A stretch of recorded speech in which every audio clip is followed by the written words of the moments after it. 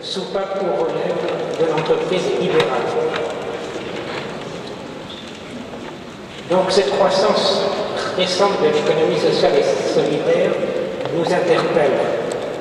On pourrait y voir une sorte de bénéfice collatéral de la crise et du reflux de l'emploi dans le secteur marchand traditionnel.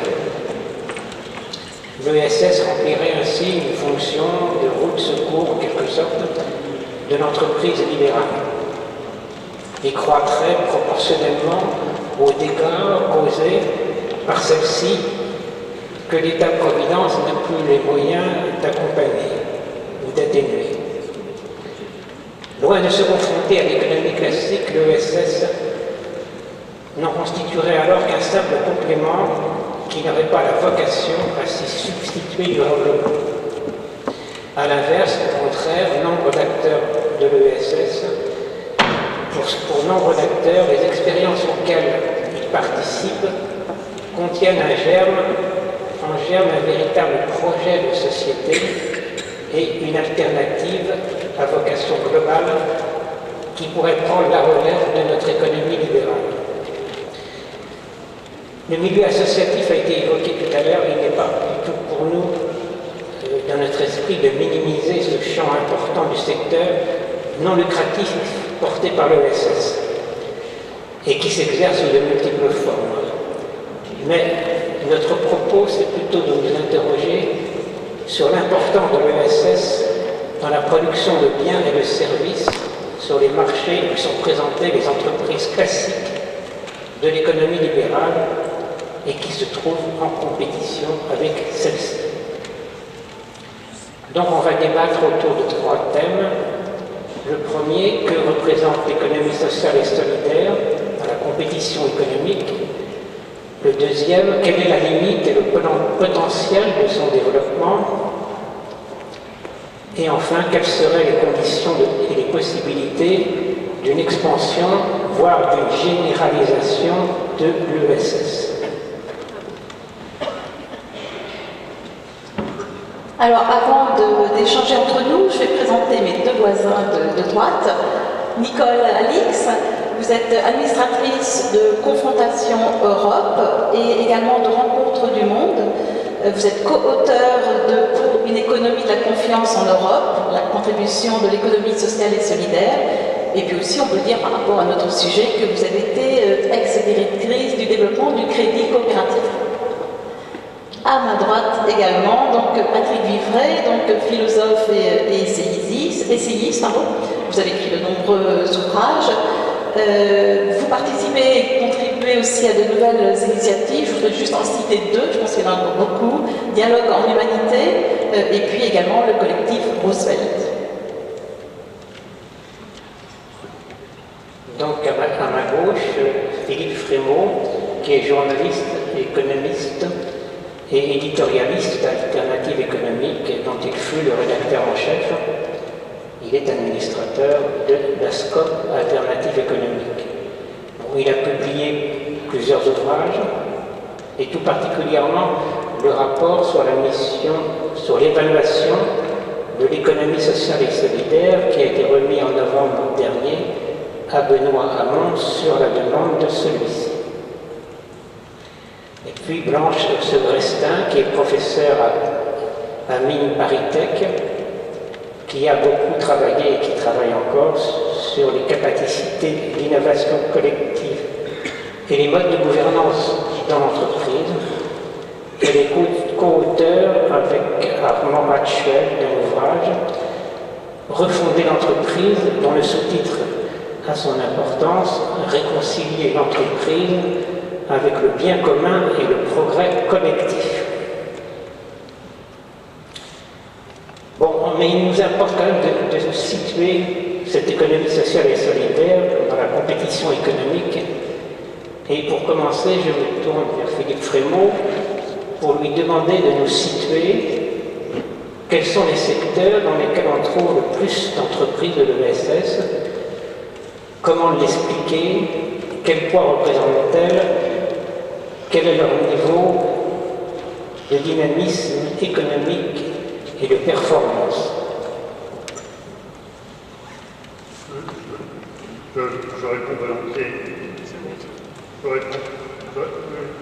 de répondre volontiers à votre question.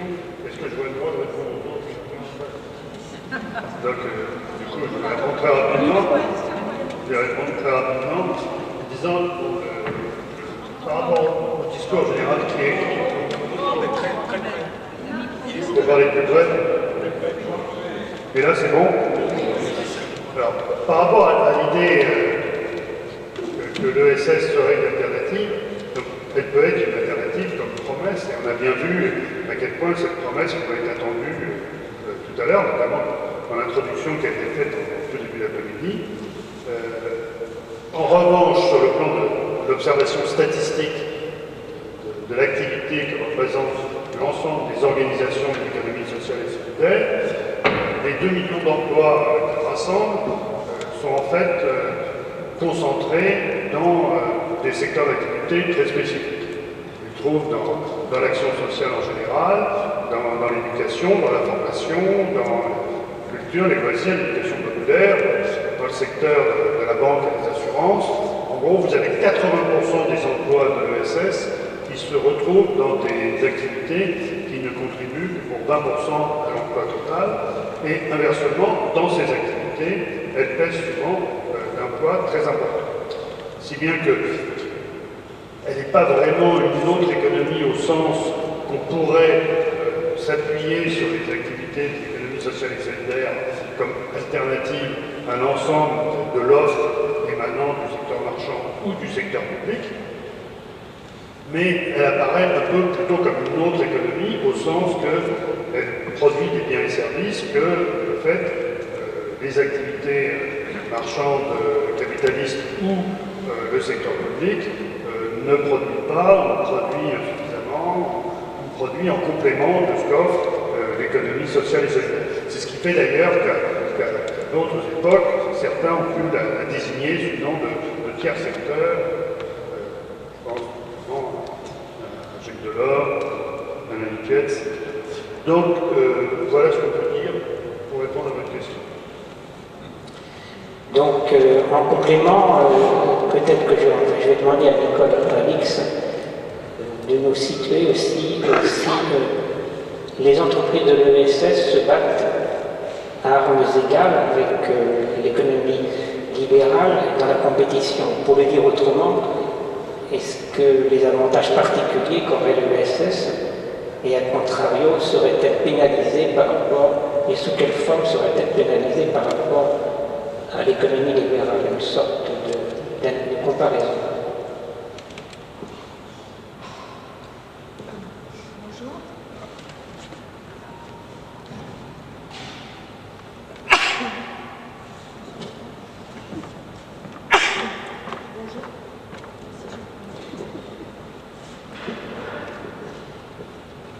Bonjour. Bonjour et merci de votre invitation.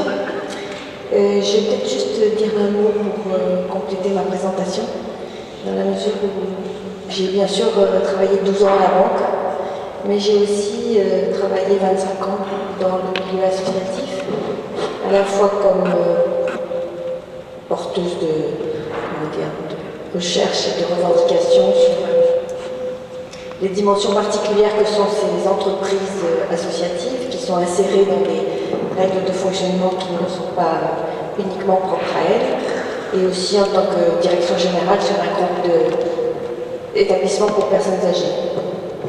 Voilà, alors moi je vais répondre à votre question peut-être en réagissant sur le titre. Ce que vous dites là, ESS soupape ou relève de l'entreprise de l'économie libérale. J'aime bien beaucoup aimé la question qui a été posée par un des messieurs juste à la fin, là, c'est-à-dire la différence entre la dimension sociale et la dimension humaine. Je ne crois pas, en ce qui me concerne, que l'économie sociale soit une réaction ou une alternative. Il me semble que, enfin, ça a des formes alternatives, ce sont des pratiques différentes, ce sont oui, un ensemble de pratiques différentes.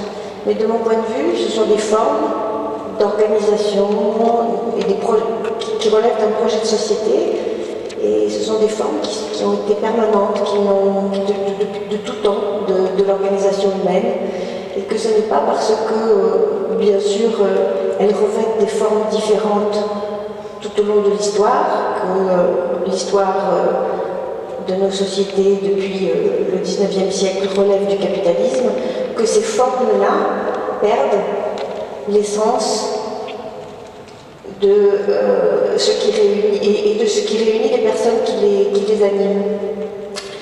Dans le petit livre que vous avez eu la gentillesse de citer, où on parle de confiance, l'économie de la confiance en Europe, Mathieu de Nanteuil et moi, avec toutes les personnes qui ont apporté leur contribution, on essaye justement de montrer que ce qui réunit les acteurs dans ces entreprises, c'est un projet qui tourne autour de l'humain, du partage, de la coopération. Bon, je ne vais pas m'appesantir parce que ça serait trop long.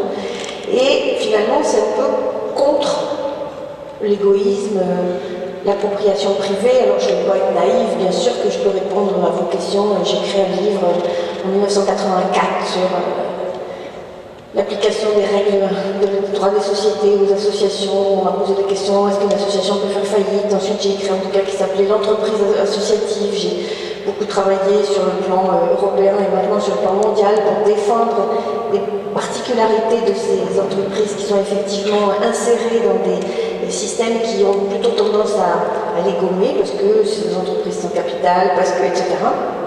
Je pourrais y revenir si vous voulez pour d'autres questions.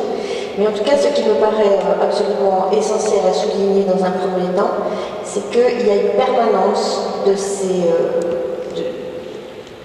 principes qui font que les entreprises, les organisations de l'économie sociale et solidaire fonctionnent différemment. Par exemple, je vais terminer là, en ce moment, il y a beaucoup de débats autour du numérique. Et dans sa transformation que nous apporte le numérique, il y a des solutions qui sont plutôt des solutions ouvertes, où des gens travaillent ensemble, et des solutions qui sont plutôt des solutions fermées, y compris d'ailleurs parfois quand des gens ont travaillé ensemble. Quelqu'un arrive et on dit « Maintenant vous avez tous bien travaillé ensemble, maintenant ce que vous avez produit est à moi ». Et donc il nous semble, Mathieu et moi, que la question de la réciprocité, c'est-à-dire je donne non pas pour que tu me donnes, mais je donne peut-être aussi pour que tu me donnes, mais je donne pour que quelqu'un d'autre à un moment donné nous donne, et peut-être donne à moi. La question de la réciprocité, la question de la proximité, c'est-à-dire la face à face dans l'échange, et la question de la reconnaissance, c'est-à-dire les acteurs sont reconnus comme des partenaires dans l'échange, ce sont des domaines essentiels. Et effectivement, pour répondre à votre question, ces éléments-là ne sont pas reconnus dans la réglementation économique et dans le droit des sociétés, ou en tout cas très peu. Merci. Alors Philippe Frémaux, vous voulez compléter peut-être cette question? Alors, peut-être pour la compléter d'une autre façon, Blanche, est-ce que pour vous, tout type d'activité peut intégrer l'économie sociale et solidaire? Autrement dit, est-ce qu'il y aurait des secteurs qui échapperaient à l'économie sociale et solidaire du fait de leur activité? Enfin, on peut penser à l'industrie lourde, au luxe, aux nouvelles technologies.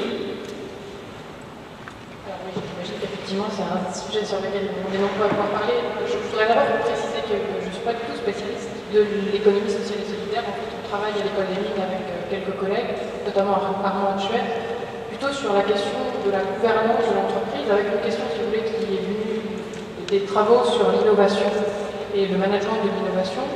Et la crise, en fait, depuis les années 2007-2008, on s'interroge, mais finalement, la structure, y compris la structure juridique de l'entreprise telle qu'elle est actuellement, c'est-à-dire notamment le fait qu'il y a un droit des sociétés qui relève plutôt du droit du commerce et qu'aujourd'hui, par exemple, les dirigeants d'une entreprise sont très largement, dans l'économie libérale classique, nommés par des actionnaires dans les sociétés anonymes parties.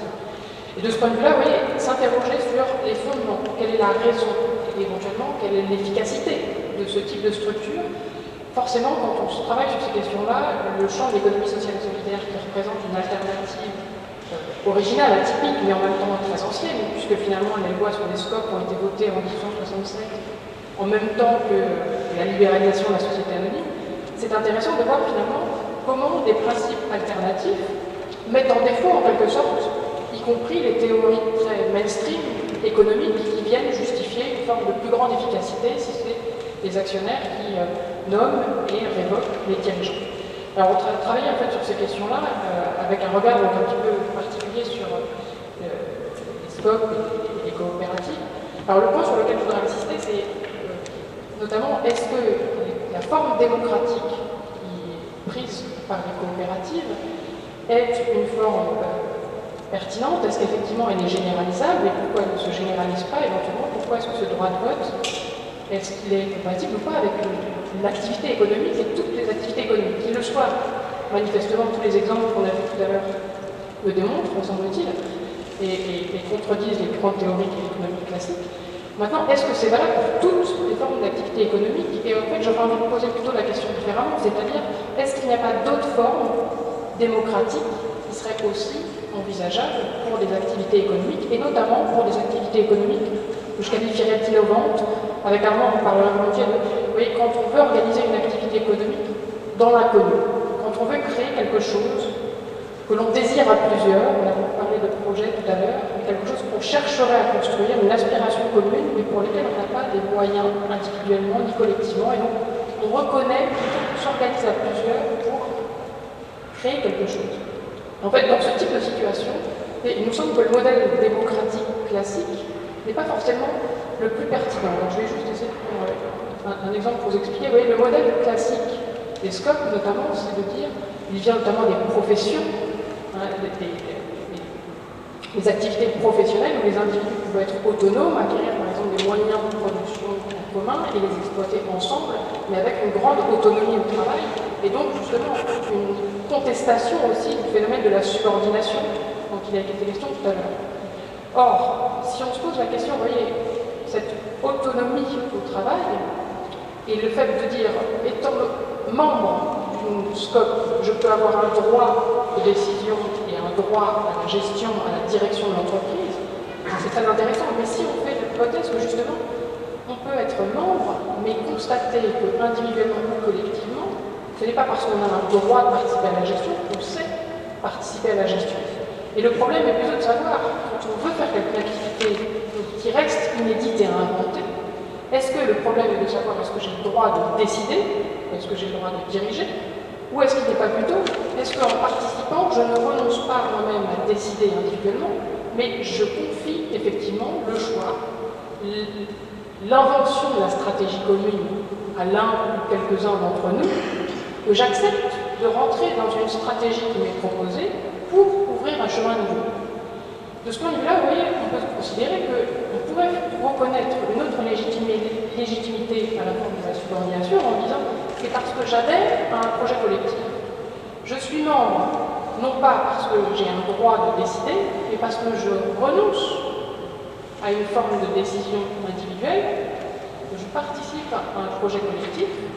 Et de ce point de vue-là, la démocratie, ça n'est pas la démocratie de diriger, de décider, et c'est la démocratie de je donne confiance à tel ou tel pour décider de cette stratégie collective, et éventuellement, effectivement, je participe. Et alors, une telle stratégie, vous concevez, nous permet à la fois de dire il peut y avoir des formes démocratiques dans l'inconnu, dans l'innovation, qui ne relèvent pas exactement des formes qu'on observe dans les SCOP, et nous semblerait intéressant de dire les entreprises, justement, n'ont peut-être pas été créées pour échapper à une forme strictement commerciale de la société commerciale classique, et l'entreprise moderne qui cherche justement à développer des capacités nouvelles peut reposer sur ces formes-là, proposer donc, imaginer des formes démocratiques un petit peu atypiques, on pourrait dire de la démocratie dans l'inconnu, et impliquer derrière des règles de gouvernance et de solidarité sont d'autant plus fortes qu'effectivement les implications individuelles sont très nombreuses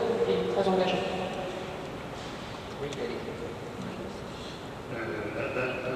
Bon, ce qui est merveilleux avec quand je fais Westin, c'est très bien, beaucoup mieux ce que je ressens. On se sent intelligent et écoutant. Je veux juste rajouter trois petits points qui permettront de mieux répondre peut-être à votre question. Il y a une première chose qui tient d'abord à la motivation de nos entrepreneurs. C'est vrai que l'économie sociale et solidaire, on n'est pas très bon dans le bilan. personnel, ni non plus d'ailleurs dans la fabrication de radiateurs pour le chauffage central. Alors, c'est vrai que toutes les personnes qui aiment avoir du chauffage central, dans les églises d'ailleurs, sont attachées au fait qu'il y a des gens qui produisent des radiateurs. C'est très utile les radiateurs. Mais nous, notre truc, ça va être plutôt de produire des services qui ont une forme d'utilité sociale. Ensuite, donc c'est aussi pour ça qu'on n'est pas présent sur le secteur d'activité. L'autre chose qui me paraît importante également, c'est que dans nos motivations, il y a aussi des motivations qui sont souvent collectives. Et on fait les choses avec les autres. Et pour aller au-delà de ce qui a été dit à l'instant, une des raisons qui font que les SCOP sont peu présentes dans l'industrie, mis à part un certain nombre d'exceptions toujours mises en avant, c'est que l'industrie a pris la forme de la grande entreprise depuis le 19e siècle, la fin du 19e siècle, c'est très bien expliqué dans ton livre. Et dans cette entreprise, il y a une division du travail. Et cette division du travail rassemble des personnes qui, dans la vie réelle, ne se fréquentent pas. C'est-à-dire que la pratique, c'est qu'on ne va pas être chacun isolé dans la forêt, et puis on sortirait de la forêt, on arriverait dans une carrière, puis il y aurait 150 ingénieurs, 200 techniciens, 400 ouvriers, 300 employés. Si ensemble on crée une usine pour faire des turbos propulseurs pour hélicoptères, et ça s'appellerait turboméca. Ah non, c'est pas comme ça que ça se passe dans la vie réelle. Et donc les SCOP sont généralement créés par des gens qui se connaissent, donc qui sont proches, et qui sont bien souvent, comme tu l'as dit, comme les artisans qualifiés du 19e siècle, en situation aujourd'hui d'exercer leur métier tout seuls et qui trouvent des avantages, évidemment, à plusieurs, ils peuvent accéder à des plus gros business, etc. Ils peuvent avoir des fonctions support en commun, et parfois, d'ailleurs, malheureusement, c'est juste des associés de même niveau qui sont associés, et le reste du personnel ne bénéficie pas de participation à la gouvernance de l'entreprise. On voit ça quand même dans pas mal de petites scopes. Donc, les raisons majeures sont d'abord des raisons sociales. Et d'ailleurs, c'est pour ça que les questions de reprise d'entreprise en scope, et pas seulement de reprise d'entreprise en mauvaise santé, mais de reprise d'entreprise viable en scope, c'est un enjeu important. Et dans la loi Hamon, il y a des dispositions qui sont favorables à ce domaine. Et si vous vous souvenez de ce qu'a dit tout à l'heure le copain Acom, qui est une grande entreprise industrielle dans le secteur du câble électronique, de la fibre optique désormais, etc., c'est une entreprise qui, historiquement, est née justement d'une défaillance d'entreprise qui a été reprise avec succès, mais où le collectif de travail avait déjà été institué par un patron capitaliste. L'autre chose qui me paraît très stimulant dans ce qui a été dit par Ange Festin, sur lequel j'assiste pour qu'on ait bien conscience de l'importance de ce propos, c'est que ce que tu as dit sur la démocratie, c'est de ne pas être dans l'illusion d'une démocratie où on est tous égaux, et qu'il y a toujours un processus d'institutionnalisation avec des gens qui sont aptes à diriger, et d'autres qui leur confient, souvent, c'est comme dans la démocratie représentative, dans la société populaire, qui leur confient, mais qui en même temps ont toujours le contrôle. Et toutes ces questions qui sont au cœur de l'interrogation qu'on a sur la démocratie, quand on observe de près comment fonctionnent les scopes, on retrouve les mêmes questions. Vous avez les mêmes phénomènes de gens qui, parce qu'ils ont été élus, pensent qu'ils ont droit à tous les pouvoirs sans qu'il y ait un contrôle constant du corps social contre leur activité. Je connais même des scopes où les présidents, parce qu'ils sont élus, pensent qu'ils n'ont pas besoin d'institutions représentatives du personnel, pour le café. Et puis, vous avez aussi d'autres phénomènes d'institutionnalisation de cette démocratie qui fait que, comme on ne reconnaît pas le fait que c'est un peu la femme des animaux d'Orwell, avec les animaux qui sont plus égaux que les autres, on se retrouve dans des situations de négation des différences entre salariés, avec une partie qui sont associés et d'autres qui ne sont pas, des avantages spécifiques pour certains et pour d'autres. Et à ce moment-là, bien souvent, je pense qu'il y aurait un peu plus exemplaire dans leur pratique. Nicole. Oui, je crois qu'on est pas mal dans le sujet. Mais moi, je voudrais te dire deux choses. J'ai beaucoup aimé ce que disait Blanche en disant qu'effectivement, quand on adhère à un projet collectif, on peut peut-être renoncer à une partie de ses prérogatives pour en faire une sorte de délégation à ceux qui conduisent le projet. Simplement, je pense qu'il ne faut pas qu'on soit non plus complètement naïf, c'est-à-dire qu'il y a souvent prise de pouvoir de la part de ceux à qui on a délégué. Et c'est souvent ce que nous qui avons toujours l'envie d'agir dans notre sphère de proximité, on combat. Et on le combat, je pense, à titre personnel, notamment quand on est salarié dans un certain nombre d'entreprises où finalement on n'est plus que des outils à appliquer des principes, des standards, des normes et qu'on n'est plus là pour contribuer à l'amélioration des processus. Je crois que Blanche et Actuel l'ont bien montré dans leur livre. Et c'est vrai au plan collectif, parce que pour répondre à la première question que vous aviez posée, à savoir est-ce que ces organisations plus collectives se battent à armes égales dans le monde économique, elles se battent à armes égales, sauf que le poids des normes et le poids des outils de gestion font que ces formes qui sont des formes collectives sont dominées par des dispositifs qui sont conçus pour des entreprises de capitaux et des sociétés capitalistes. Et je voudrais juste dire encore une chose à propos de la coopération. Je voudrais qu'on ne réduise pas la question de la coopération au scope. Il y a aussi des grandes... l'exemple de la Massif qui a été donné tout à l'heure. Moi, vous l'avez cité, j'ai été au Crédit Coopératif l'une des dirigeantes et j'ai eu notamment à gérer la question de la participation aux assemblées générales quand il y avait la crise financière. Je peux vous dire que c'est pas si facile que ça d'arriver à expliquer ce qui se passe. Déjà que quand on est au comité de direction, on ne comprend pas tout. Donc quand on va dans les assemblées générales et passer le feu de l'assemblée générale pour essayer que les gens comprennent quelque chose, c'est pas non plus si évident que ça. Alors souvent, dans ces organisations, je trouve que l'épreuve de l'Assemblée générale est vraiment une épreuve importante. Et encore un mot, parce qu'ici, on est dans un lieu qui m'y fait penser. L'année dernière, j'ai eu la chance de participer à un voyage avec la CIDI auprès des institutions de microfinance qu'elle soutient en Palestine.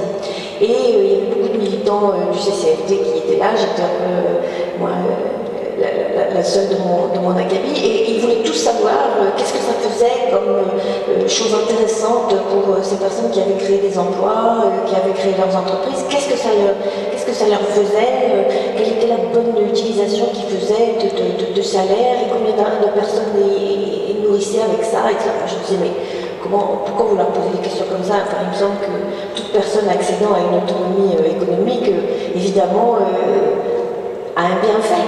Elle me dit, ah non, mais c'est très important parce que nous, et après, quand on rentre dans nos régions, dans nos communautés, il faut qu'on explique tout ce que notre argent, via l'épargne solidaire, a produit comme effet. Et je leur ai dit, mais et votre banque, vous lui demandez la même chose à votre banque? Ah non, on m'a dit, mais la banque c'est trop gros, on ne peut rien lui demander. Donc je voudrais juste qu'on réfléchisse à ça, c'est-à-dire quelles sont les structures qui nous permettent d'exercer nos prérogatives dans une sphère qui est la nôtre, dans des sphères de proximité, et quand est-ce qu'on en est empêché, et surtout quand est-ce qu'on en a envie. Merci Nicole. Alors peut-être aussi pour prolonger ce que vous venez de dire et puis aussi rebondir sur votre premier élément de réponse, Philippe, le mot. Les entreprises qui réussissent, peut-être notamment des grandes entreprises, qui réussissent dans ce secteur, n'en sont-elles pas arrivées là au prix d'un certain renoncement, notamment à leurs principes démocratiques ou à leur vocation sociale? Alors, je ne vais pas citer des entreprises qui sont représentées ici aujourd'hui, mais on a parlé tout à l'heure lors du déjeuner, par exemple, du Crédit Agricole. Honnêtement, je pense que ça n'a pas de rapport avec la taille. On peut trahir en étant très peu nombreux, on peut rester fidèle en étant très peu. Je pense que l'économie sociale et solidaire, historiquement, elle est soumise à trois tendances, qui est une tendance à la banalisation, de fait, parce que dans un monde peut-être subi d'influence, que parfois ce qui était porté par les fondateurs n'est plus aussi porté par ceux qui leur succèdent. On avait vu la foi des personnes qui sont à l'origine des structures.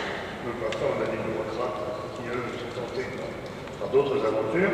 Et c'est vrai que dans le domaine de la finance, on voit bien que les banques qui ont fait le plus de bêtises dans la crise des subprimes en France sont une banque héritière d'une banque publique, Dexia, et deux banques issues du secteur coopératif, c'était la filiale cotée du groupe Crédit Agricole, CASA, et Natixis, du groupe Banque Populaire, qui n'était pas.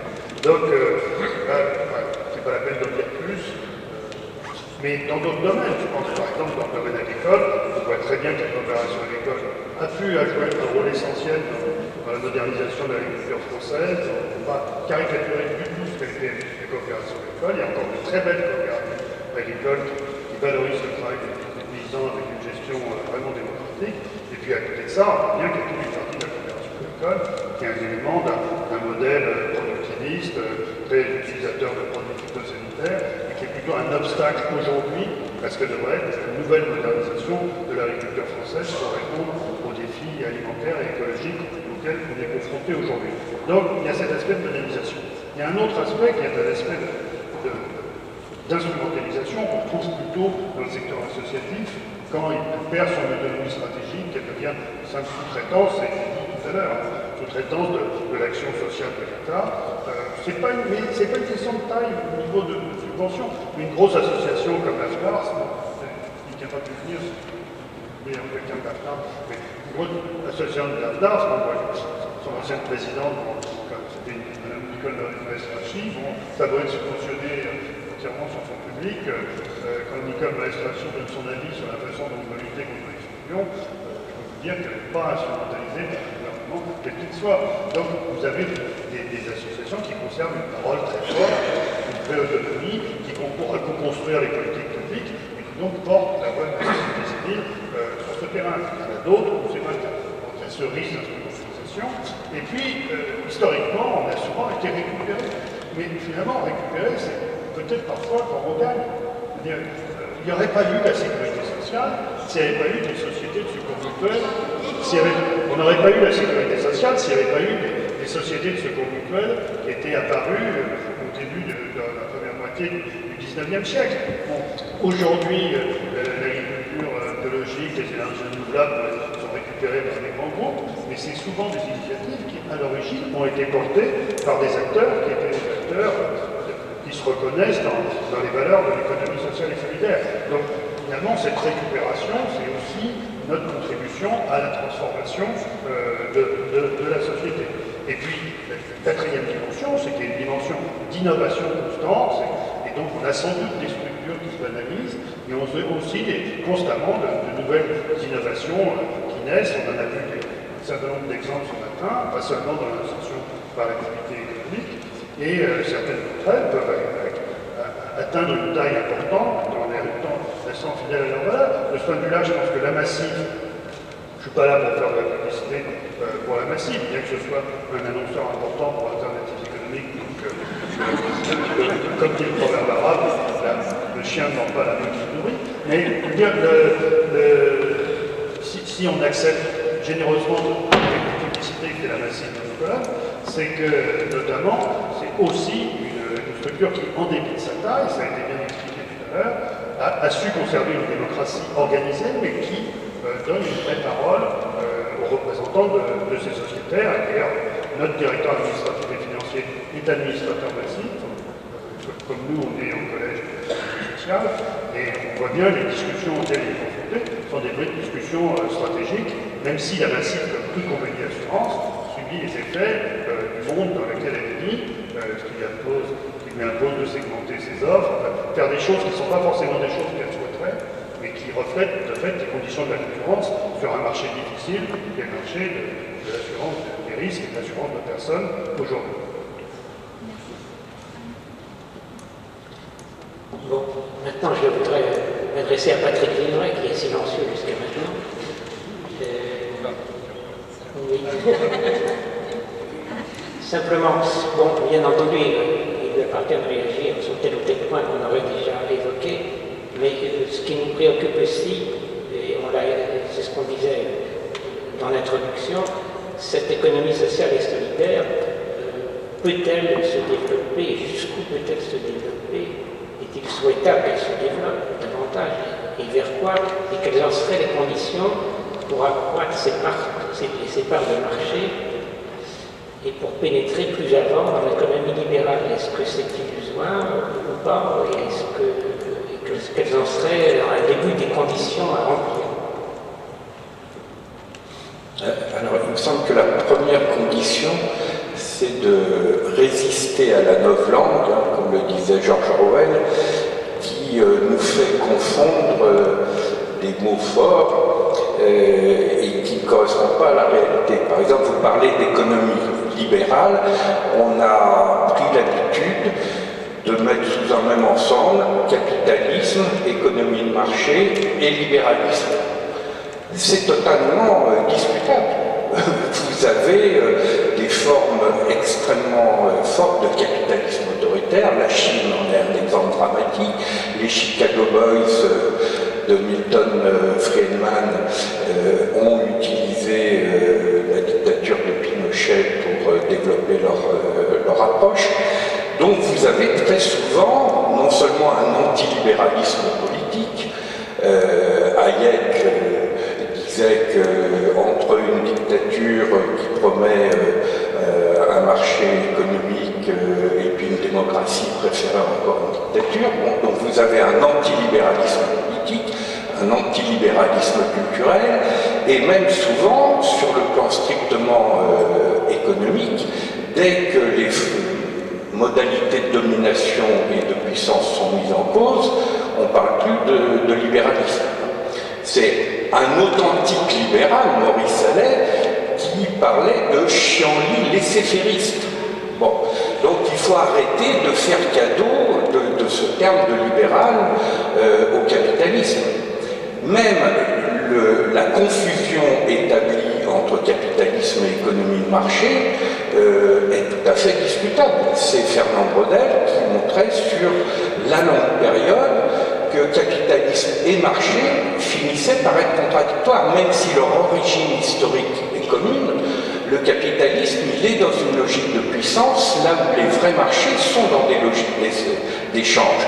Et donc, si vous laissez le capitalisme sans régulation aller dans sa propre dynamique, eh bien, il crée les fameux trusts, les fameux monopoles, etc., qui finissent par détruire les logiques d'échange, et y compris les marchés eux-mêmes. Donc, on ne peut resituer les questions dont nous parlons aujourd'hui, que ce soit celle de l'économie sociale et solidaire, ou d'autres formes d'économie collaborative, responsable, ou de contribution, que pour autant qu'on arrête de faire cadeau à une économie dominante de la liberté, du rapport au marché, du dynamisme, etc. Sinon, on est tout de suite dans la l'astreinte, qui est, ah ben, si vous ne voulez pas d'une économie libérale, vous voulez une économie administrée autoritaire.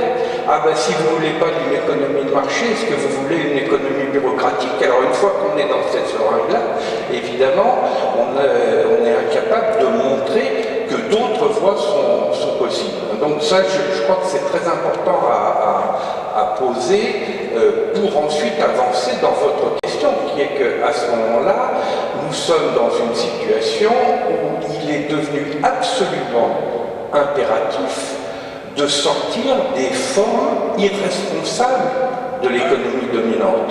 Parce qu'à chaque fois qu'on utilise des mots tels que par exemple commerce équitable ou responsabilité sociale, sociétale, mais ça veut dire qu'il y a du commerce inéquitable. Ça veut dire qu'il y a de l'irresponsabilité sociale ou sociétale.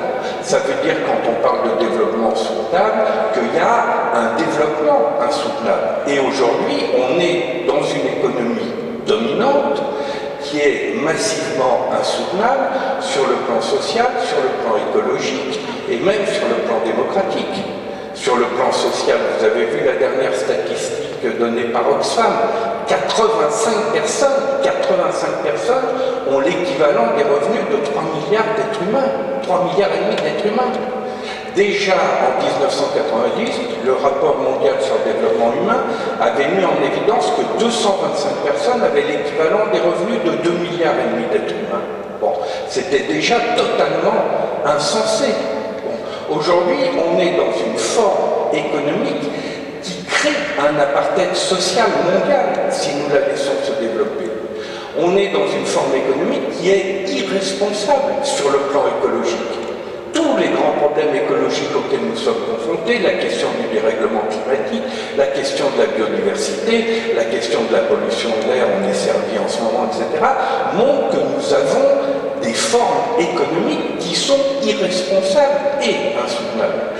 Donc, avant même de se poser la question de l'économie sociale et solidaire, il faut se poser la question du minimum de responsabilité et de soutenabilité que toute forme économique, quel que soit son statut, quel que soit son projet, etc., doit avoir, parce que sinon, évidemment, nous sommes dans des situations qui seront de plus en plus intolérables.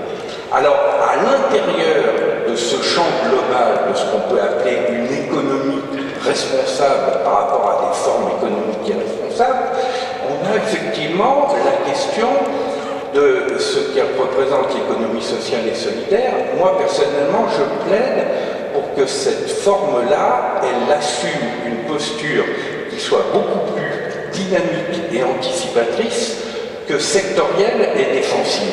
Hein, parce que ce qui s'est souvent passé historiquement, c'est que l'économie sociale et solidaire s'est beaucoup construite autour de la défense de ses statuts et des acquis souvent légitimes qu'elle a obtenus, et du coup elle a défini un secteur, mais ce faisant, elle abandonne des terrains sur lesquels elle pourrait être infiniment plus dynamique, ou sur lesquels d'ailleurs d'autres acteurs qui de fait sont dans des stratégies de coopération, de collaboration, d'invention collective partagée le sont, sans avoir le sentiment de faire partie de l'économie sociale et solidaire au sens historique et juridique du terme. Pour donner un exemple très simple, les logiciels libres sont, à mon avis, clairement un des terrains sur lequel une nouvelle forme d'économie sociale et solidaire est apparue.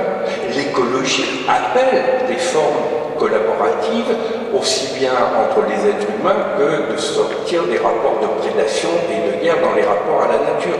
Mais si vous prenez l'ESS dans sa définition restrictive, statutaire, sectorielle, défensive, les logiciels libres, l'écologie, etc., ça ne fait pas directement partie de l'histoire.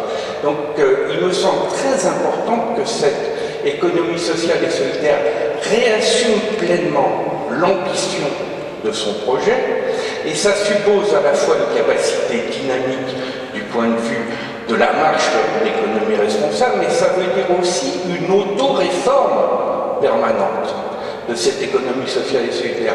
Aussi bien Nicole que Philippe, etc., ont évoqué à plusieurs reprises des points aveugles de l'économie sociale et solidaire.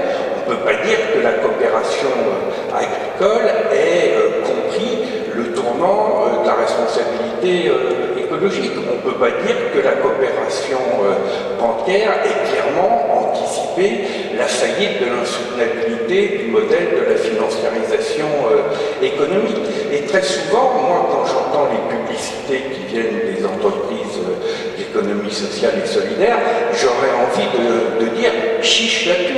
Hein, moi, je suis sociétaire au Crédit Mutuel, mais quand je vois la publicité de Crédit Mutuel, je me dis que ça serait quand même formidable si cette banque ressemblait à sa publicité. Et c'est pareil pour la plupart des grands acteurs. Donc, et ça, je le dis parce que tout mouvement dynamique ne peut pas se dispenser de son auto-réforme. L'économie sociale et solidaire doit en permanence renouer avec l'énergie créatrice et transformatrice qui lui a donné naissance. Hein, quand on regarde par exemple les grandes mutuelles d'assurance, il faut voir la radicalité de la critique du capitalisme de l'époque qu'elles faisaient quand elles se sont créées.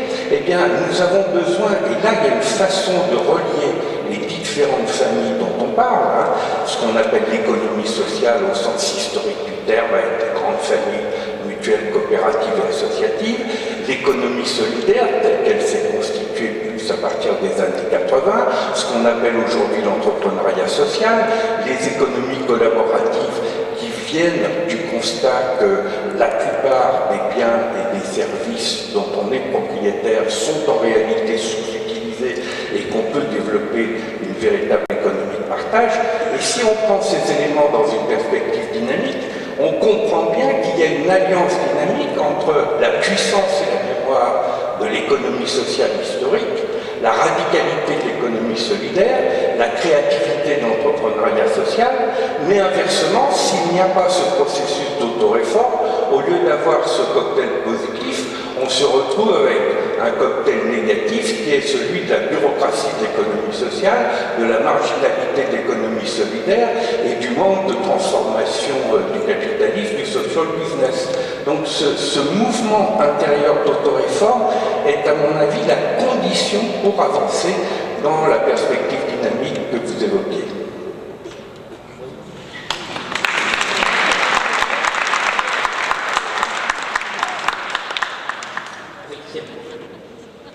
C'est pas une condition très simple à remplir, mais y aurait-il une auto-régulation aussi du capitalisme lui-même? Vous connaissez des collectivités humaines où il n'y a pas d'autoréforme nécessaire? C'est vrai. On est dans un lieu qui le mérite bien, par exemple. C'est un bon exemple de pareil sur mais Nicolas Alix, vous vouliez prolonger ce débat, et en plus, je pensais vous donner la parole dans ce même prolongement, justement, pour peut-être concrétiser un peu plus loin ce qui se ferait des conditions pour aboutir à une économie sociale et solidaire quand même qui se développe davantage. Ça, je ne sais pas si je sais répondre à votre question, mais c'est vrai que j'avais envie de prolonger. D'abord, je suis d'accord avec tout ce que Patrick vient de dire, sur le fait que ce n'est pas une économie qui est cantonnée dans le social, que c'est évidemment beaucoup, à chaque fois qu'il y a du partage, chaque fois qu'il y a de la durabilité, on doit se poser la question de savoir quelle est la place de ces formes d'organisation. Je trouve c'est très intéressant. D'ailleurs, ça fait 2 jours, là, j'ai rencontré des gens qui essayent de mesurer non pas la valeur de marché des entreprises, mais la durabilité des entreprises. Je trouve ça assez intéressant. Et ils développent des moyens extrêmement modernes pour que des informations soient collectées un peu partout sur le web pour montrer quels sont les facteurs de durabilité, parce que c'est finalement aussi important, des choses qui durent quand elles sont pertinentes, bien sûr. Il y en a d'autres qu'il faut qu'elles... Je suis d'accord aussi là-dessus. Je suis d'accord sur le fait qu'il ne faut pas chercher une vision institutionnelle. Moi, ça ne m'intéresse pas à stabiliser de l'économie sociale et solidaire, c'est pas ce qu'on cherche. Mais quand même, je dois dire que il m'appartient sans doute, moi qui ai été peut-être là, non, Philippe aussi, Philippe a été un praticien, et il est toujours un praticien des coopératives. Enfin, moi j'ai, pendant 40 ans, vécu à l'intérieur la question de savoir comment on fait pour faire tourner des organisations un peu différentes dans les moules qui vous sont imposés pour simplement avoir le droit d'exercer votre activité, et comment vous le faites, parce que les pratiques hétérodoxes, il faut quand même être sacrément costaud pour arriver à les exercer. Il ne faut quand même pas être non plus complètement naïf. Il y a une guerre économique qui se sert évidemment, notamment, ça fait 3 fois que je le dis, des normes, des standards, des grands dispositifs de régulation, les normes comptables, BAL 3 BAL 1, BAL 2, BAL 3 pour réguler les banques, les nouvelles dispositions concernant les assurances, font que ces formes d'organisation hétérodoxes ont les pires difficultés à continuer à faire vivre leurs différences.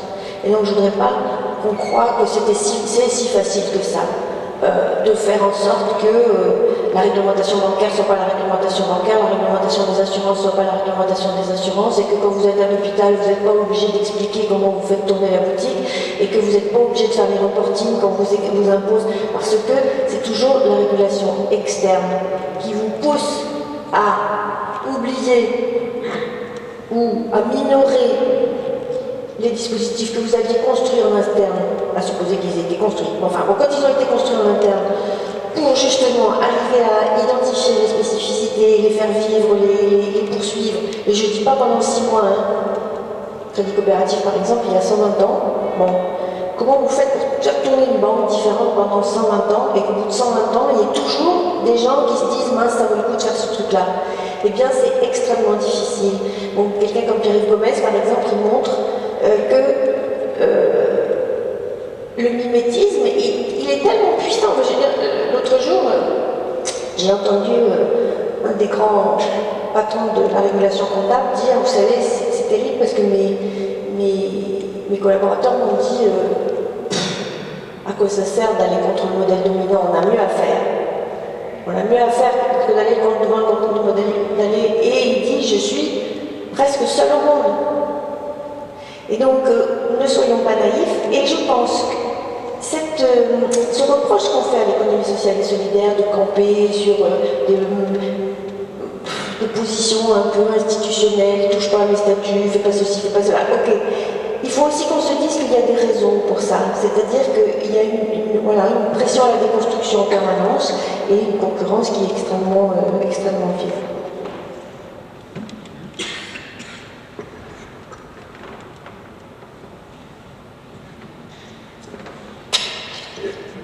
On est beaucoup plus dans la résonance et le prolongement que dans la contradiction. Moi, je voudrais donner un exemple.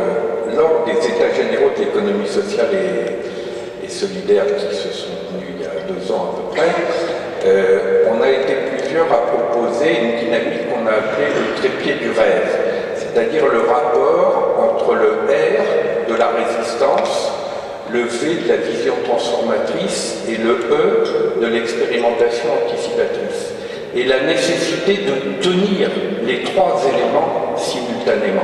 Parce qu'on a besoin de la résistance, pour les raisons que Nicole vient d'évoquer, parce que nous sommes face à un système qui, sur un certain nombre de points majeurs, légitime de la résistance face à de l'insoutenabilité humaine ou écologique. On a besoin de cette vision transformatrice qui débloque l'imaginaire, qui nous sort de la pensée Pina, vous savez, le fameux There is no alternative de Margaret Thatcher, si d'autres voies sont possibles, mais sans attendre le E de l'expérimentation qui dit, eh bien, effectivement, dans l'ici et maintenant, on va faire la démonstration qu'il est possible d'aller vers d'autres voies.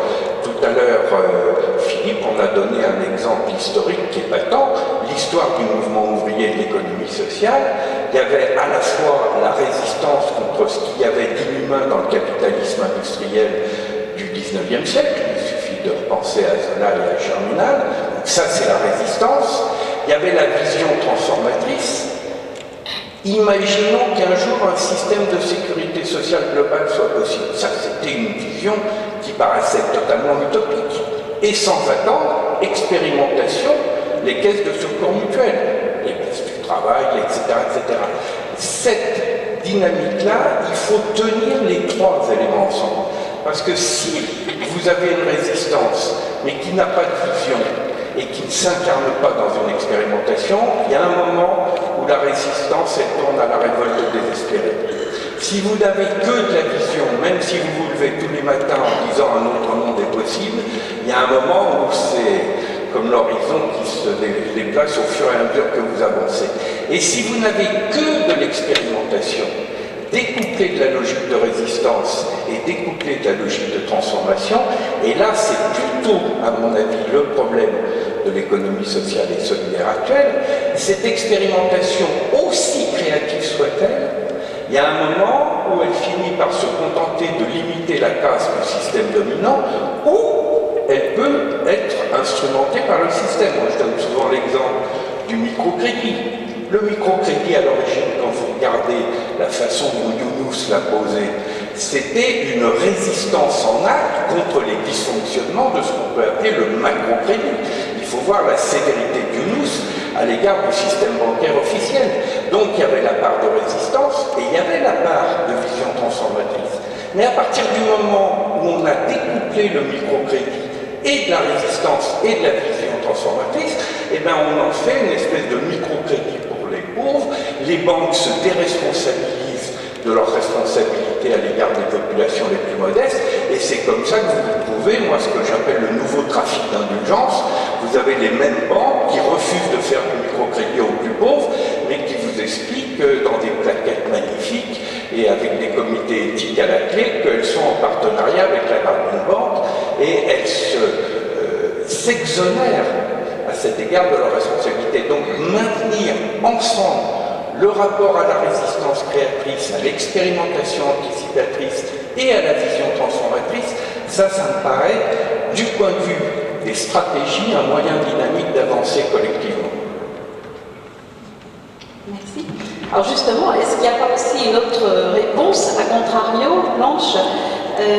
On a évoqué banalisation, mais réponse un peu...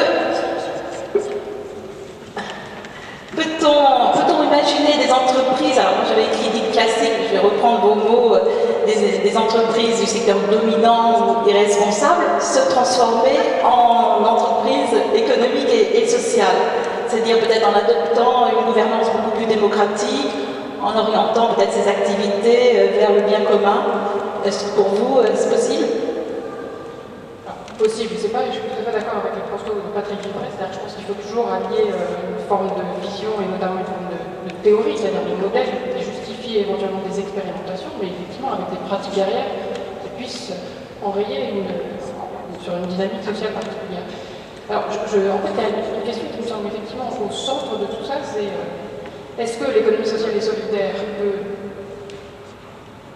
dynamiser l'économie dans son ensemble, ou est-ce qu'au contraire on va vers une sorte de polarisation, une dichotomisation de l'économie, avec d'un côté effectivement des entreprises qui seraient sociales, responsables, solidaires, et puis toutes les autres qui seraient en fait vouées à faire du profit et à ne faire que du profit. Et en fait le problème il est là, et moi il me semble que la question, il y a même un risque aujourd'hui, notamment dans les débats sur l'économie sociale et solidaire, on le voit, de dire, eh bien, on s'occupe de celles qui vont être dans un champ qu'on va qualifier des sociales et solidaires, et le reste, d'une certaine manière, on le réduit à ce qui va être la profitabilité. Il me semble que ça doit soulever une question fondamentale qui est: est-ce que le profit est incompatible, oui ou non, avec une responsabilité sociale, avec un impact vertueux sur la dynamique sociale, etc.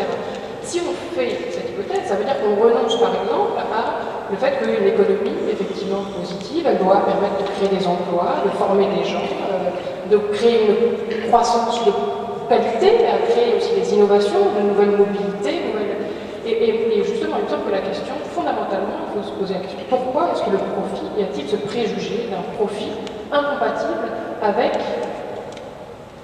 un impact social, environnemental, humain, positif? Et alors, il me semble que là, les théories qui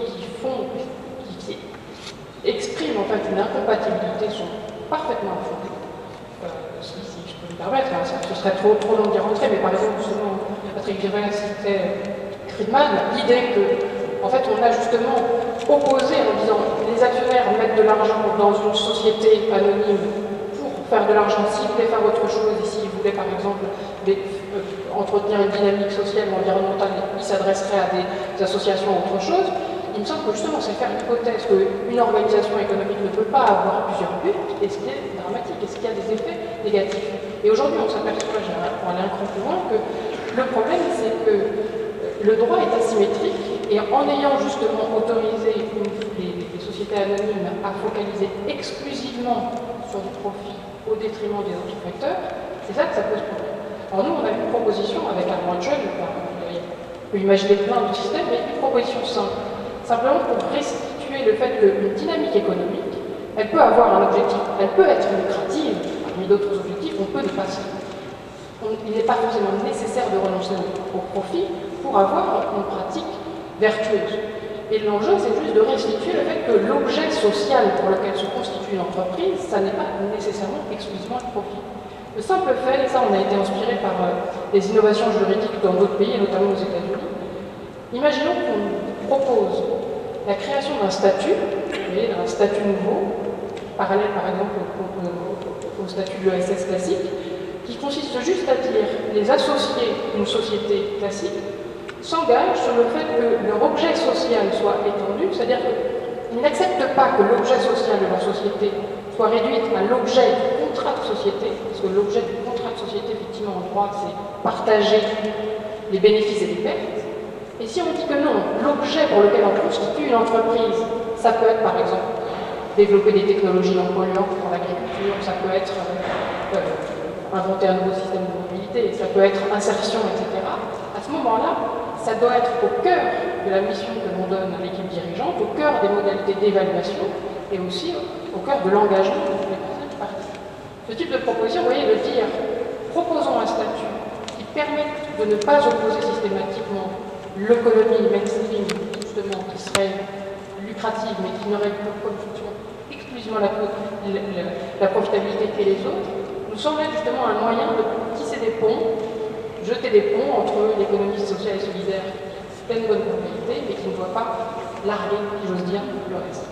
Et une dernière question, peut-être avant de vous laisser la parole, et puis aussi Nicole, je crois que vous vouliez intervenir. Patrick, il émerge aujourd'hui de nouvelles économies, en tout cas ce sont peut-être de nouveaux adjectifs pour qualifier des tendances économiques et responsables, l'économie positive, l'économie de partage, je crois que vous l'avez évoqué tout à l'heure, Blanche aussi d'ailleurs, vous avez évoqué l'économie collaborative, l'économie contributive. Quel est leur positionnement par rapport à l'économie sociale et solidaire?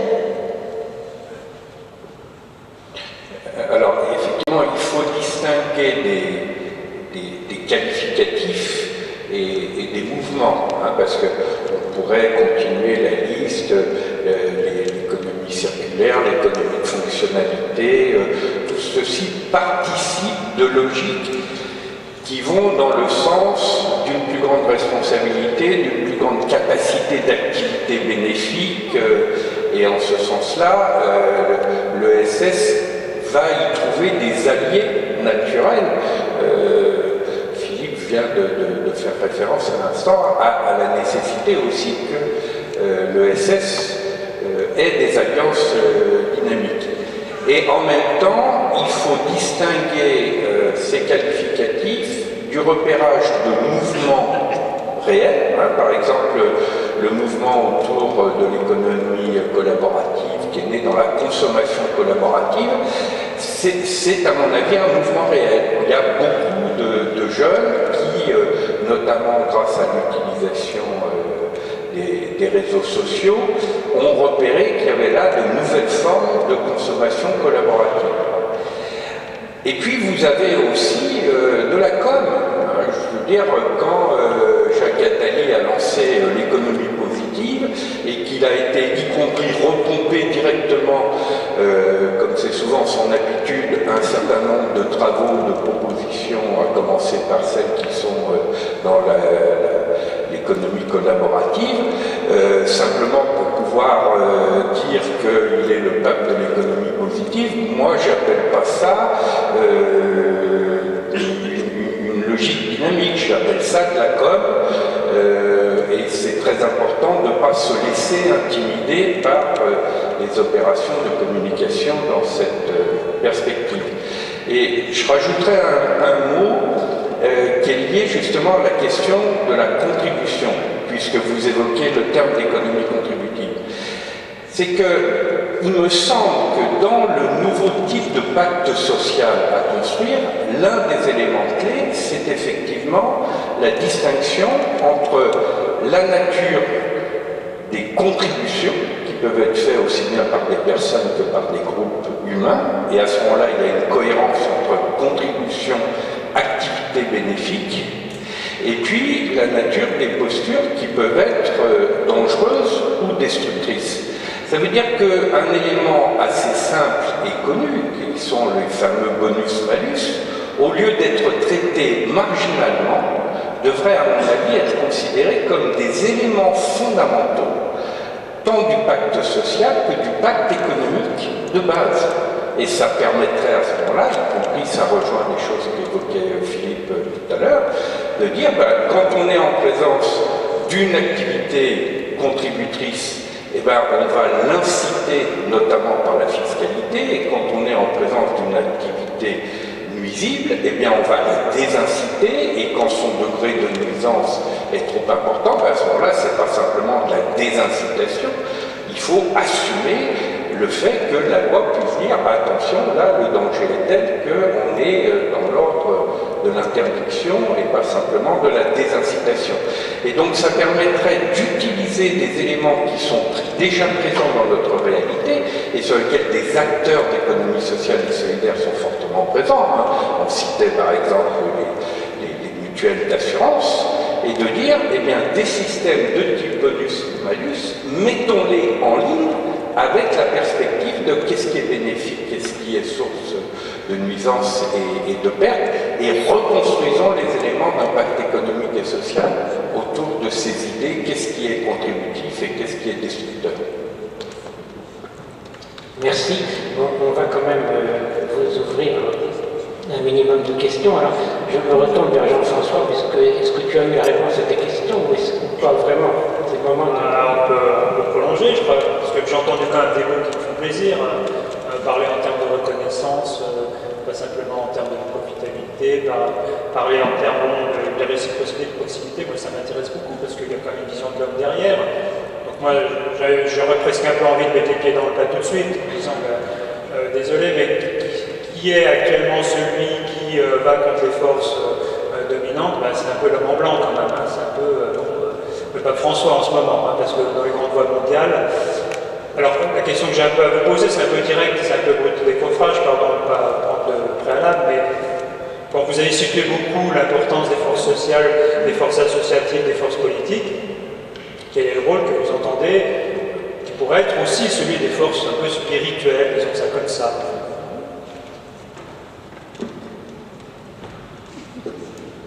Alors, je pense qu'il est essentiel, et c'est une non-croyante qui répond, il est essentiel.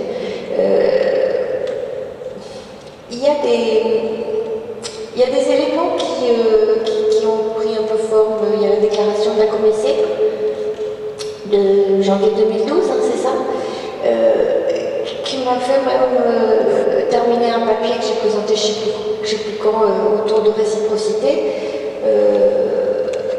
autour de l'idée que finalement, il y aurait peut-être dans le développement durable, seulement les trois piliers, là, économique, social et environnemental, mais le quatrième pilier qui est l'humain. Et dans la déclaration de la Comessée, tout le premier chapitre, il tourne autour de ça. Il y a des gens comme Zamani qui travaillent pas mal sur cette question de la coopération et de la réciprocité. Et moi, j'aimerais que,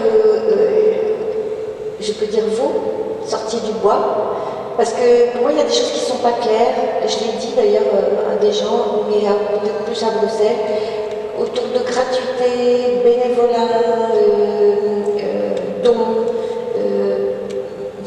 Je ne suis pas au clair moi avec ça, et je trouve que si on pouvait trouver des lieux, enfin des façons de parler de ces questions-là, oui, ça serait important. Tout à l'heure, en blaguant aussi, je vous ai dit, je ne crois pas que beaucoup de gens fassent la différence entre l'humain et le social. Moi, je suis aussi très marquée par le fait que le marché n'a pas de limite. Quand les femmes ne travaillaient pas, la garde des personnes âgées et la garde des enfants était une activité non marchande, elle est devenue une activité marchande. Quand j'ai commencé à travailler sur les marchés publics, le sang était une activité considérée comme une non-marchandise. Le sang a commencé à être coupé en petits morceaux et c'est devenu des plaquettes, et donc c'est devenu aussi un médicament, et au sens des directives de Bruxelles. Voilà, on pourrait multiplier les exemples. Et l'autre jour, en discutant avec Mathieu, je lui disais, mais ça s'arrête où? Je ne sais pas, c'est peut-être l'âge qui fait ça. Ça s'arrête où? Et il m'a dit, bon, il y a l'intime qu'on ne pouvait encore pas vendre, mais le reste, on peut vendre beaucoup de choses, même l'amour, on peut le vendre. Voilà. Donc il y a effectivement, il y a beaucoup de choses à faire, je pense, et on nous attend pour que la confiance soit encore présente, parce que pour agir dans sa sphère de proximité, parce que je crois que c'est ça finalement qui nous réunit ici, pour agir dans sa sphère de proximité, il faut qu'on croit qu'on peut faire bouger un peu son monde autour de soi. Moi, je veux bien dire un mot là-dessus. Le pape François a sorti un texte qui mériterait, à mon avis, d'être beaucoup plus connu, qui est l'Évangile sur la joie, où la question économique est longuement abordée et avec une perspective critique dont il faut dire que c'est une critique anticapitaliste, il faut l'assumer comme telle. Et ce que je trouve intéressant, c'est que dans le même temps où il l'a fait, il a commencé à s'attaquer pour de bon au problème de la Banque du Vatican. Parce que la Banque du Vatican, en matière d'économie spéculative et de lien avec les paradis fiscaux, c'était quelque chose de gratiné. Donc ça illustre aussi ce que j'évoquais tout à l'heure à propos de la nécessité de l'autoréforme. Je le disais à propos de l'ESS, mais ça vaut aussi pour les grandes traditions spirituelles. L'un des grands enjeux, à mon avis, du devenir, c'est que de la même façon qu'il y a une captation de richesse, du côté du capitalisme, une captation de pouvoir, du côté des despotismes, il y a aussi une captation de sens. Et l'un des grands enjeux spirituels de notre époque, c'est la capacité à vivre les questions spirituelles sans se faire absorber par la captation de sens et par ce qu'un grand sage de notre époque, Arnaud Desjardins, avait appelé le matérialisme religieux. Et là, c'est très important parce que ça interroge toutes les traditions spirituelles dans leur capacité à faire un travail spirituel d'autoréforme sur elles-mêmes et de retrouver l'énergie créatrice de leur fondation, qui est en général une énergie d'amour, pour s'opposer à toutes les formes de captation du sens. Merci. Malheureusement, on va être obligé de conclure dès maintenant la table ronde. J'espère qu'il n'y avait pas trop de questions blanches à lire. On va être un tout petit peu. En fait, je voulais rajouter un point parce qu'en fait, dans les débats entre est-ce que ça peut être simplement des dynamiques qui viennent de manière un peu volontaire, collaborative, on parle beaucoup effectivement des formes d'économie collaborative et autres, ou bien est-ce que c'est une intervention de l'État qui doit structurer, inciter, voire pénaliser Il me semble qu'il y a une dimension qu'on a peut-être un peu sous-estimée, c'est justement essayer de mieux comprendre quelle est la nature de ces activités qui est en jeu quand on parle de l'économie. Et moi j'ai été très intéressée par l'analyse de Patrick Vivray, mais en même temps, les activités dites nuisibles et les activités dites bénéfiques, malheureusement, potentiellement c'est un bienfait, elles peuvent être intrinsèquement liées. Et on a étudié, je vous donne juste cette...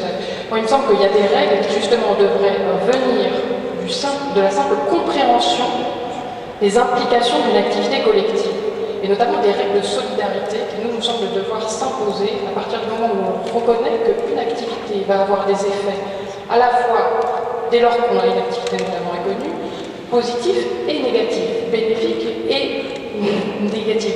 Et du coup, il y a des sacrifices, si vous voulez, d'une certaine manière, qui vont être intrinsèques à la collaboration.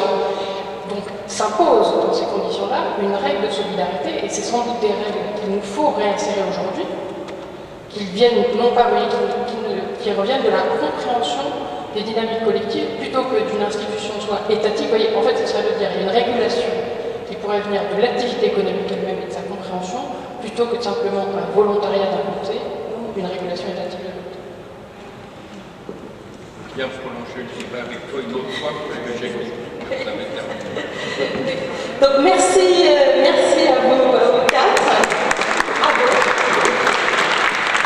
Et je vais donc donner la parole à Christian Sauter. Oui, vous avez du boulot comme lui. Donc, grâce au collectif Hommes Debout, donc vous avez un titre supplémentaire, celui d'être grand témoin. Donc nous vous en remercions. Et puis une qualité aussi, peut-être que vous l'aviez déjà, la patience. Donc vous avez tenu bon de 14h à 17h45. Je vous laisse la parole pour une synthèse ou faire émerger 2-3 idées que vous avez pu entendre lors des prises de parole depuis 14h.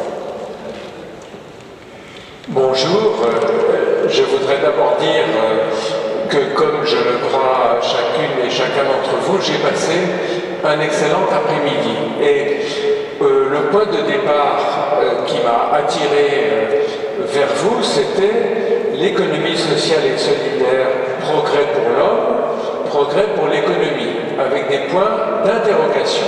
Eh bien, mon sentiment à la fin de cet après-midi, c'est que nous sommes passés du point d'interrogation au point d'exclamation. C'est-à-dire que nous sortons ensemble mieux informés, mieux motivés pour pousser cette aventure mal identifiée qu'est l'économie sociale et solidaire. Alors, comme chacun s'est présenté, je vais me présenter aussi, ou plutôt je vais dire un mot de France Active, même si René Diaz et François Dechy en ont parlé. Nous sommes un réseau d'accompagnement et de financement, et j'insiste beaucoup sur le mot accompagnement, d'accompagnement et de financement de personnes le plus souvent en grande difficulté d'emploi qui créent leur entreprise, et nous en avons aidé, accompagné et financé 5500 l'an dernier, en 2013, et nous accompagnons et nous finançons des entreprises solidaires qui appartiennent donc à l'économie sociale et solidaire, et l'an dernier nous en avons donc accompagné et financé 1 millier. Donc nous sommes un acteur significatif présent sur tout le territoire, non seulement en Seine-Saint-Denis, puisque René Diaz est notre président de Front Territorial, mais nous sommes sur tout le territoire français avec 500 salariés et 2000 bénévoles, et je reviendrai sur les bénévoles pour les remercier. Donc au total, nous avons permis de créer ou de consolider 36 000 emplois, et nous avons levé, comme disent les financiers, près de 240 millions d'euros. Voilà, j'arrête sur France Active et je reviens à notre sujet, qui n'est d'ailleurs pas complètement éloigné. Ce qui me semble avoir été partagé par tous les orateurs, et je pense aussi par tous les auditeurs que vous êtes, c'est le refus de la fatalité. Et je crois qu'il est très important que nous avons en commun le refus de la fatalité du chômage, le refus de la fatalité de l'exclusion, quelles que soient nos convictions spirituelles. Nous pensons que ce n'est pas humain que des hommes soient abattus, des hommes et des femmes soient abattus par le chômage ou par l'exclusion. Donc nous avons une préoccupation sociale. Nous sommes aussi peut-être tous convaincus que le capitalisme financier, qui est une espèce particulière de capitalisme et qui est une espèce particulièrement nocive, je le dis clairement, ce n'est pas la même espèce que celle que nous avons vécue pour certains d'entre nous dans notre jeunesse, dans les années 50 ou dans les années 60, qui assurait le plein emploi et qui assurait une certaine redistribution des revenus. Nous refusons la fatalité de ceux qui nous disent qu'il n'y a qu'un système possible, c'est le capitalisme financier, donc nous refusons la fatalité économique. Et enfin, Patrick Vivray y a fait allusion, nous refusons la fatalité de la dégradation de la planète, parce que nous avons la volonté que nos enfants, nos petits-enfants et les générations d'après puissent vivre dans un monde vivable, ce qui n'est pas du tout assuré aujourd'hui. Donc, nous avons tous la conviction qu'il faut aller d'une croissance sauvage, et qui n'est pas toujours présente, mais la non-croissance est tout aussi sauvage que la croissance. Il suffit de voir ce qui se passe en France actuellement. Nous devons aller d'une croissance sauvage vers un développement durable. Et qu'est-ce qu'on trouve au cœur du développement durable? On trouve l'économie sociale et solidaire. Alors, je suis un optimisme actif pour ceux qui me connaissent, et j'ai la conviction, c'est un peu un acte de foi, chacun sa foi, que les grands mots suscitent de grands antidotes. Je prends un premier exemple. L'économie mondialisée, qui n'a pas que des défauts, mais qui a des défauts considérables, suscite par contre-coup le développement de l'économie localisée. On a eu de très beaux exemples en Ardèche, on a eu de très beaux exemples en Seine-Saint-Denis. Il y a de plus en plus, par rapport à cette économie planétaire et anonyme, la volonté de créer des relations économiques entre des producteurs, des consommateurs, des acteurs qui se connaissent et qui sont ensemble. Donc l'économie localisée se développe et il y a un certain nombre d'expérimentations, mot important de Patrick Vivray, qui sont en cours. Il y a des pôles territoriaux de coopération économique qui ont été lancés par Benoît Hamon. Il a lancé un très bel appel à projet. C'est beau les appels à projet. Hein. Il y a trop peu dans notre pays d'appels à projet. Bon, il a lancé un appel à projet en mettant un petit peu de sous, mais c'est pas seulement les sous qui comptent. Il a dit proposez-nous des projets de pôles territoriaux de coopération économique. Il y a eu 180 réponses en 3 mois et il y a eu 23 projets sélectionnés et il y aura d'autres projets de 7 ans. Donc, l'économie localisée, je suis désolé que ça ajoute une expression au florilège d'expressions économiques collaboratives qui sont toutes des économies sympas, hein, mais à force d'avoir chacun son économie, on s'embrouille un petit peu à la fin.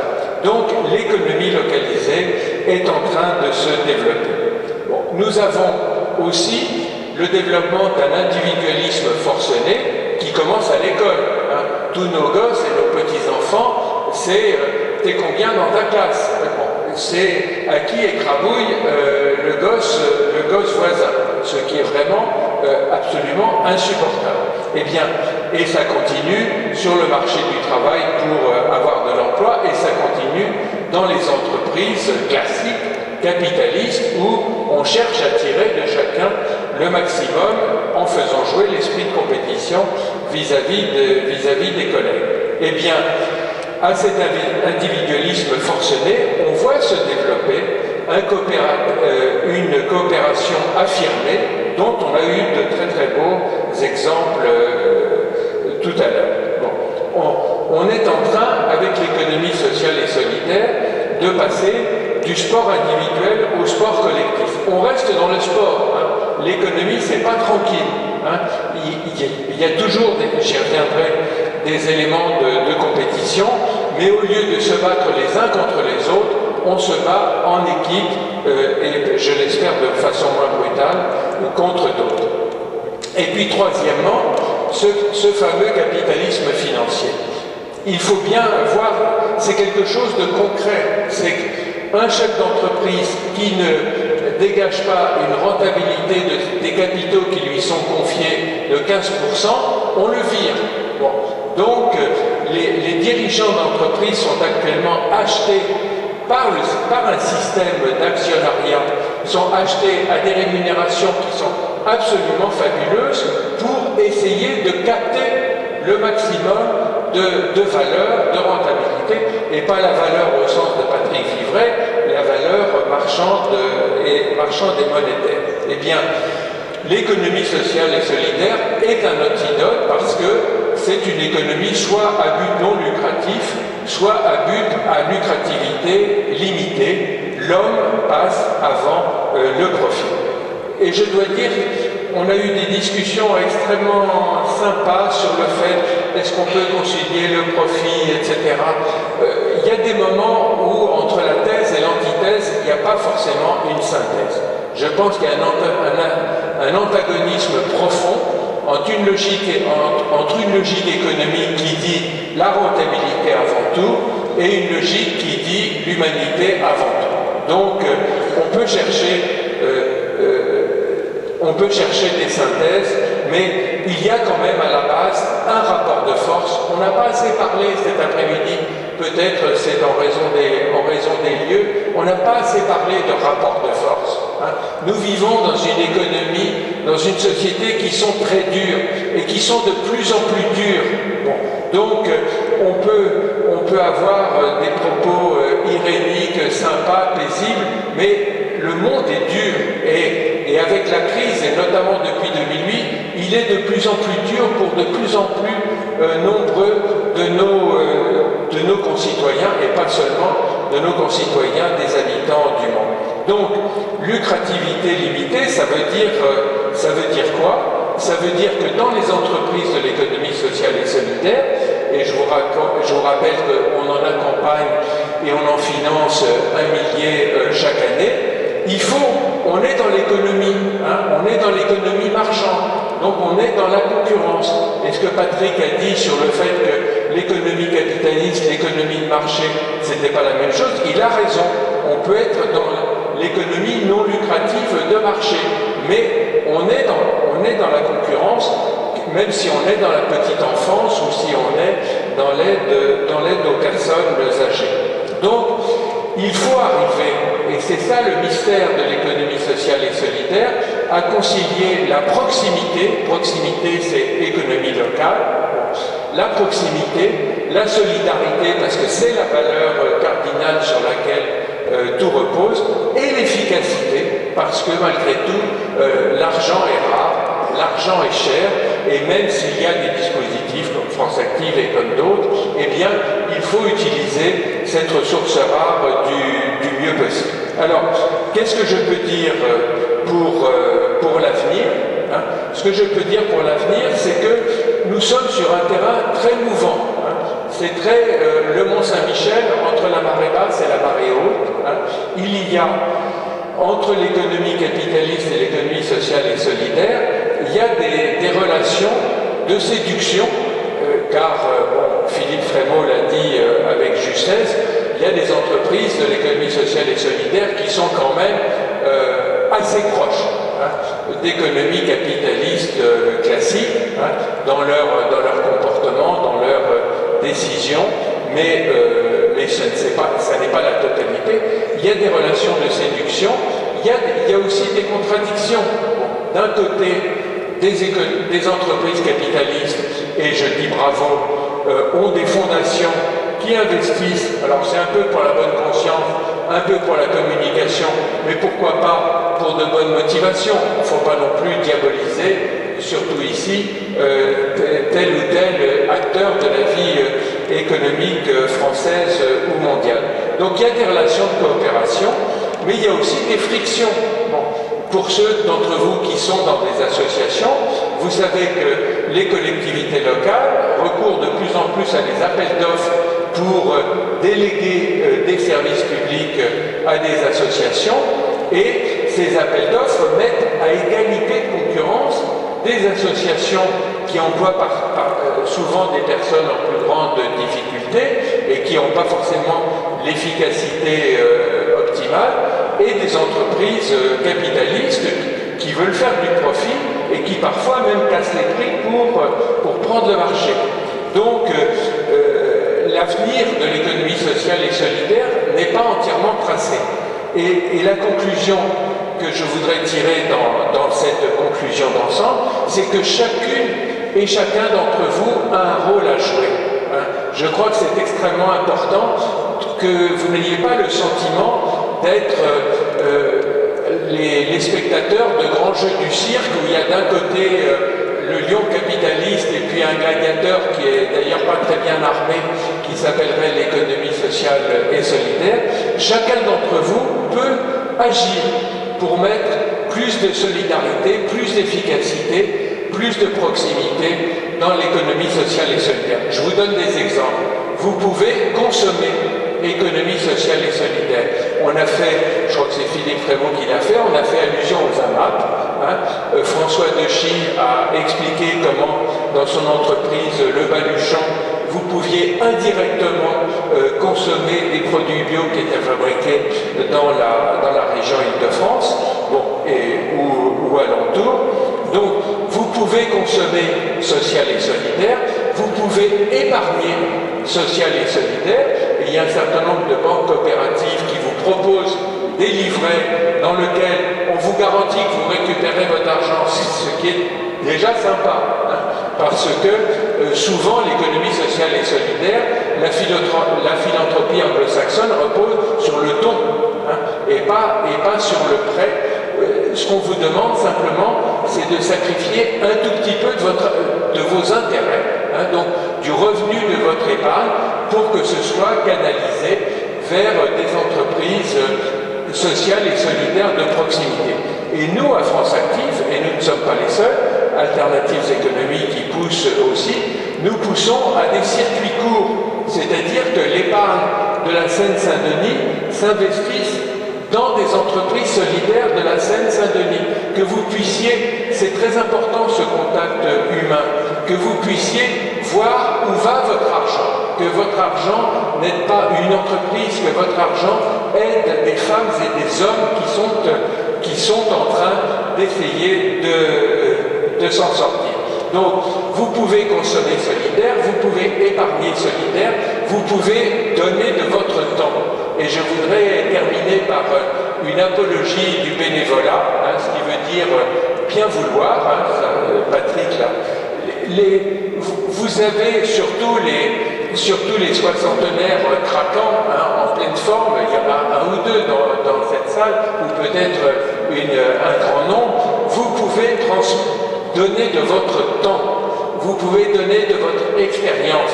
Il y a des tas de jeunes qui se lancent pour créer des entreprises, il y a des tas de jeunes qui veulent fonder des associations. Vous avez un savoir-faire en friche que vous pouvez accorder quelques heures par semaine ou par mois à des gens qui ont vraiment besoin de vous. Vous verrez que vous vous en sentirez meilleur. Vous avez, je crois, dans une réunion antérieure, parlé de solidarité nouvelle face au chômage.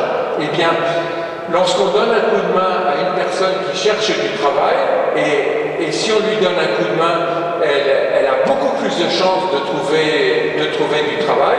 Une de mes maximes favorites, c'est un chômeur accompagné est à moitié sauvé, un créateur d'entreprise accompagné est à 80% sauvé. Eh bien, la personne que vous accompagnez s'en sort, et vous rentrez chez vous le soir en disant « j'ai fait une bonne action, je suis meilleur que ce que je pensais ». Donc, je voulais terminer sur ces mots, vous dire que l'économie sociale et solidaire, c'est pas à côté, c'est pas ailleurs, c'est en chacune et en chacun d'entre vous. Merci.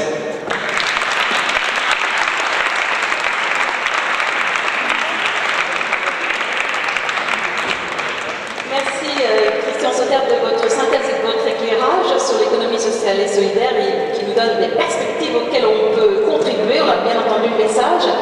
Merci encore à tous les intervenants, à tous les participants aussi de cette nouvelle journée organisée par le collectif Hommes Debout. Deux derniers petits messages. N'oubliez pas que vous avez une table de presse sur laquelle vous pouvez acheter des livres, et puis aussi de laisser vos coordonnées pour que l'on puisse vous faire part des suites de cette journée. Un très grand merci et à bientôt.